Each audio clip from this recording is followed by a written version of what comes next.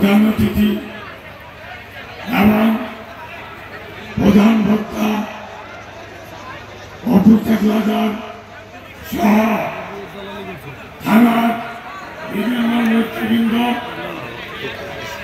এবং বৈতলী ইউনিয়নের ছাত্র দল, মহিলা দল, যুব দল, স্বেচ্ছাসেবক দল, শ্রমিক দল এবং আমি যথাযথ মর্যাদা দিতে পারি নাই, যেগুলো তাদের যতটুকু যোগ্যতা তা আমি হয়তো পূরণ করতে পারি নাই।